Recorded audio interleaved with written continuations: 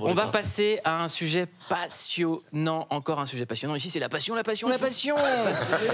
On parle d'un documentaire qui traite ce phénomène de l'ADN, avec des gens qui cherchent leur ADN. Vous savez, on peut tous envoyer nos tests maintenant et savoir un petit peu. Tu l'as fait? Ouais, je l'ai fait. Ça dit quoi, toi? 3% Nigérien. Alhamdoulilah, on est là, frérot, t'inquiète. 3% Nigérien, frère. Voilà, 3% Nigérien. Dans un instant, Alexandre Gigot sera là. Regardez. Vous me connaissez tous en tant que Gigot, le jeune vadrouilleur. Tombe de Bacchus. Dans ce documentaire, vous allez découvrir une autre facette du jeune youtubeur. C'est la première fois que je vais le faire. Une quête d'identité dans laquelle Alexandre dévoile être né sous X. Je me suis construit mon identité un peu à mode bricolage, quoi. Accompagné de 4 jeunes volontaires, il se prête à l'exercice du test ADN sur les origines ethniques. C'est fou, ce que je suis en train de faire. Et chacun s'interroge sur leur histoire et le but de cette recherche. Je trouve que c'est une bonne expérience de savoir d'où on vient, nos origines. C'est la curiosité, on va dire. Ouais. À leur côté, on assiste en direct à la découverte de leurs résultats. Ah, t'es à 50% d'origine indienne et sri-lankaise. Et quand arrive enfin le tour d'Alexandre, on est aussi stressé que lui. Parce qu'on a envie de savoir qui on est. Parce que j'ai vraiment envie de la savoir, cette vérité. Et vous, seriez-vous prêt aussi à faire analyser votre ADN ? ADN, réalisé par Mathieu Lame dans ce doc. Alexandre Gigot, tu racontes ton histoire. Tu es né sous X, ta mère est venue en France pour accoucher. Elle a tout juste 18 ans, tu as été adopté, tu étais heureux et tu t'es toujours senti à part. Et tu t'es dit, j'ai toujours eu besoin et envie de partir, peut-être que je cherchais à savoir qui j'étais. Comment ça t'est venu, cette idée de documentaire? Ça m'est venu là, il y a 2-3 mois, en fait. Très tard. Ouais. À la base, moi, je suis plutôt un mec qui vadrouillait, qui aimait partir un petit peu errer dans la rue, traîner, aller dans des endroits un petit peu mystérieux, atypiques. J'étais toujours passionné par ça. Je voulais aller découvrir le monde, je voulais aller au Liban, dans les favelas, au marché de Barbès, les gilets jaunes. Je sais pas, j'étais curieux de tout ça et à travers, je sais pas, il y a à peu près 2-3 mois, au terme d'une discussion, les gens ils m'ont dit « mais t'as pas envie de savoir d'où tu viens ?» Moi, je disais « non, flemme, on verra plus tard », tu vois. Et voilà, avec Omar, tout ça, toute l'équipe, on a eu cette idée de pourquoi pas faire un test ADN, vu que je suis né sous X. Et tout le monde, à chaque fois en soirée, on me disait « mais t'es pas rebeu, t'es pas ci, t'es pas ça ». Moi, je disais « ouais, je sais pas, je suis brésilien ou français, je sais pas ». À chaque fois, on me demandait « mais t'es de quelle origine ?» Et vu que j'avais pas de réponse, à force, je me suis dit bah, pourquoi pas partir à la recherche de mes origines. À travers tous les gens que j'ai rencontrés dans le monde, je trouvais que c'était cohérent. Parce que je me sentais à l'aise en fait dans plein de pays. Pour en parler également, on est avec Élodie Dandelot. Bonjour. Vous êtes docteur en génétique et médiatrice scientifique. Oui. Et on est très content de vous recevoir. On va parler d'Alexandre, on va parler de ce phénomène des recherches d'ADN, pourquoi ça passionne tout le monde. Mais j'aimerais qu'on regarde un petit peu le travail d'Alexandre quand même. Parce que moi, je te suis depuis très longtemps. Et à chaque fois que je te vois, je tape des barres de rire et je suis dingue de tes voyages. Regardez. Pénurie d'essence, brouille à sec et bataille à coups de barre de fer. Mesdames et messieurs, bonjour et bienvenue dans ce nouveau reportage. Aujourd'hui, on a dû faire face à une des cascades les plus dangereuses de la forêt. La cascade Mississippi.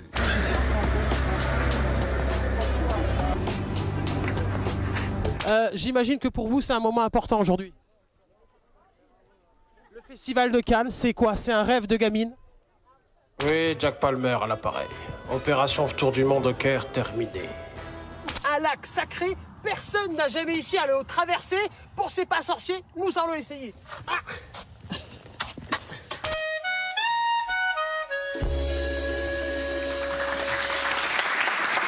Cet homme est très marrant, Alexandre Gigot, mais là on va Tu te rappelles, je t'avais croisé il y a longtemps, tu te souviens pas? J'ai pas de mémoire. Ah. Vraiment. Au tout début que j'étais à Paris, c'était le début de mes vadrouilles, je marchais dans la rue, c'était son truc. Et je t'avais vu, tu étais dans une Fiat 500 blanche. Ah, c'est possible, ouais. Oui. Ouais. J'ai fait ouais, Mouloud. Et t'avais descendu là vite et tu m'avais dit ouais, c'est bien ce que tu fais, continue. Et là, c'est marrant que je sois dans Eh ben, ça me fait plaisir, bienvenue. Bienvenue. Moi, je suis vraiment admiratif de ce que tu as fait pour ce film parce que c'est une mise à nu. Il faut beaucoup de courage pour faire ça, pour affronter ça. Et ça passionne les gens en ce moment, ces histoires de tests ADN. Vous, c'est votre métier. Pourquoi est-ce qu'aujourd'hui, ça crée un tel besoin? Pourquoi est-ce que tout le monde veut savoir? Alors pourquoi tout le monde fait ça? Je pense que chacun a ses raisons et dans le reportage c'est très bien dit, je trouve, parce que du coup ils expliquent vraiment pourquoi, quelle est la quête. Et pour moi ça me rappelle un petit peu aussi les recherches généalogiques. En fait c'est jamais que la recherche de l'arbre généalogique 2.0, parce qu'aujourd'hui on a d'autres technologies qui sont hyper accessibles. Enfin le premier ADN humain complet c'est 2001. En 2020, aujourd'hui, on peut l'acheter comme ça, quoi. Donc, c'est quand même fou de se dire qu'aujourd'hui, c'est hyper accessible, en fait. Donc, pourquoi ne pas le faire? Et vu que c'est accessible, pourquoi pas? Surtout que, a priori, ça peut donner des informations. Donc, pourquoi s'en passer, quoi? Mais moi, j'ai une question. Moi, par exemple, je connais pas bien mon arbre généalogique. Enfin, ça, jusqu'à mon arrière-grand-père, en fait. C'est déjà pas mal. Ouais, c'est éclaté. Enfin, il y en a 2, quoi. C'est déjà pas mal. Ouais, mais est-ce que c'est possible de justement retrouver des anciennes personnes avec des noms précis, etc. Non, c'est pas possible. Ah ouais, c'est possible. Si. Alors là, sans l'ADN, tout à fait possible. En France, tout ce qui est généalogie. Mais en Tunisie, nous, c'est là, madame, il n'y a pas de papier. Là, ça risque d'être plus compliqué. Je connais pas très bien. Mais pourquoi est-ce que c'est interdit en France? Parce qu'en France, on n'a pas le droit de le faire. Toi, tu n'as pas pu aller en France. On risque une amende de 3 750 €. Pourquoi c'est interdit? L'amende de 3 000 et des poussières, c'est pour quand on fait le test, quand on demande un test. Par contre, un laboratoire en France ne pourra jamais analyser, parce que là, on ne parle pas que d'une amende. Mais pourquoi? Pourquoi c'est interdit? Alors, pourquoi c'est interdit? Parce qu'à l'heure actuelle, dans la loi, ce qui est encadré, c'est les tests ADN que si c'est un médecin qui le prescrit, la loi, ou dans certains cas, des cas de paternité. Voilà. Et donc, ce qui est encadré par la loi en France, ce n'est que ça. Mais je me rappelle la Fiat 500, ça y est. Ça y est. Ah, ça fait plaisir. Ah, t'es un bon. J'imagine maintenant que t'as notre voiture, non? Mais j'ai pas de voiture. D'ailleurs, je conduisais pas, je te rappelle. C'était une équipe louche qui conduisait, mais je me rappelle très bien du moment. Tu t'en souviens? Très bien, ça y est. Il a fait le test ADN pour ça aussi, frère. Ouais, eux, ils n'ont pas de test ADN, je te dis direct. Toi, on va pas spoiler le documentaire, mais quand tu as l'information... Déjà, il meurt pas à la fin, je vous le dis. Non. Il est là. Merci, Renaud. Mais quand tu as l'information de te dire, voilà, tu es au courant de tes origines, comment est-ce que tu l'encaisses et comment tu le dis à tes proches? Déjà, je l'ai gardé pour moi presque juste avant que le doc sorte. Donc, très peu de gens étaient au courant, à part les gens avec qui je l'ai fait. J'ai lu d'ailleurs Mathieu, l'âme qui a réalisé. Et... c'était en fait, c'est toute ma vie qui est redescendue. J'ai craqué, j'ai craqué et... Tu t'y attendais? Non. Il a révélé ce test? Ouais, il y avait des choses qui étaient cohérentes, mais des choses, j'étais surpris. J'ai dit non, mais c'est pas possible, genre, c'est pas vrai. Et je sais pas, j'étais déstabilisé et j'en ai pensé... Enfin, je me suis dit, c'est quoi, en fait, je suis qui, en fait? Est-ce que ça a remis en question mon éducation? Parce que moi, j'ai grandi avec ma famille adoptive, c'était français. Et quand je vois le résultat des tests ADN, je me dis, mais est-ce que ça va remettre en question mon rapport aux autres? Est-ce que je vais me sentir différent? Est-ce que je vais dire que je viens de tel pays, du coup, alors que non? Du coup, ça a fait un petit chamboulement dans ma tête. Mais en fait, on est tous liés, parce que dans ce doc, il y a aussi 4 personnes qui ont eu une histoire forte, et j'ai voulu aussi leur rendre hommage. Et eux aussi, on sait plus qui on est, en fait. On est un peu perdus, mais je pense que l'identité, pour moi, c'est l'éducation. Parce que c'est aussi l'éducation que j'ai eue, et ça, pour moi, c'est le truc le plus fort, en tout cas, qui me constitue. Est-ce que l'ADN, ça peut avoir un rapport avec la personnalité? Alors, ça a été démontré pour certains traits de personnalité qu'il y a des choses dans l'ADN qui sont liées, c'est-à-dire qui reviennent très souvent chez certains traits de caractère. Après, les traits de caractère sont divisés en 5 catégories, en général pour les étudier. Donc, il y a les personnes qui sont dites agréables, avenantes. Il y a les personnes... Impulsifs. Comment? Impulsifs. Oui, alors je ne sais plus comment c'est dénommé, mais du coup, voilà, il y en a 5. Et de mémoire, à l'heure actuelle... À part Kanye West, qui est encore un autre... À part Kanye West, qui est, je pense, un cas très à part, on va dire un outlier.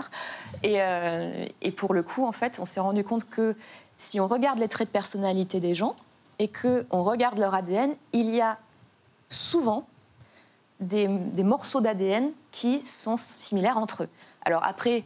Est-ce que c'est ça qui cause le caractère? Ça, c'est une autre affaire. Et est-ce que, par exemple, Alexandre, qui a fait analyser son ADN... Ah, c'est toi, la voiture blanche.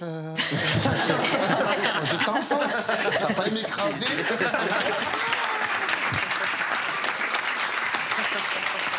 Est-ce qu'en sachant qui est son père, par exemple, l'adage tel père, tel fils pourrait fonctionner. Est-ce qu'il pourrait y avoir des traits de caractère communs? Bah, oui, quelque part, parce que aussi, comme tu disais tout à l'heure, l'éducation, ce qui est transmis par ce biais-là, c'est quand même pas anodin. Aujourd'hui, je vais prendre un exemple tout bête, mais 2 personnes dites vrais jumeaux, qui ont donc, en théorie, le même ADN.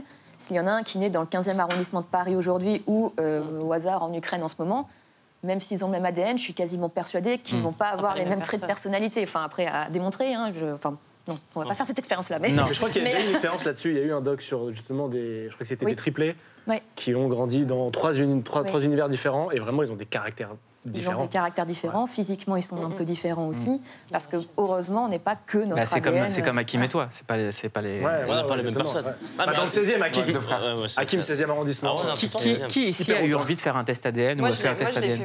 Ouais, je l'ai fait par curiosité, mais il y a plusieurs années. Et vraiment parce qu'à ce moment-là, tout le monde commençait à en faire un petit peu. Et vraiment, à la base, c'était vraiment quelque chose pour être curieuse, quoi. Donc, bon, je suis irlandaise, hein, clairement. Elle a dit désolé. Irlandaise.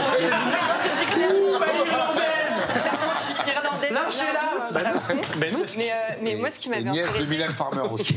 Ce qui m'avait intéressé à ce moment-là, et même dans ton documentaire, ce qui m'intéresse, c'est que j'ai l'impression que ça déboussole un petit peu les racistes et tu vois, les nationalistes qui se disent non, nos gènes c'est ça, on vient de là et en fait ça rappelle que l'histoire des civilisations en fait c'est juste un énorme mélange et je trouve que c'est bien de le rappeler par des documentaires comme ça. J'ai adoré ton documentaire. Élodie Dandelot, vous êtes donc docteur en génétique et médiatrice scientifique, vous travaillez sur l'ADN. J'ai une question à vous poser très simple qui lit ce que dit Charlotte. Est-ce que ça existe un Français de souche?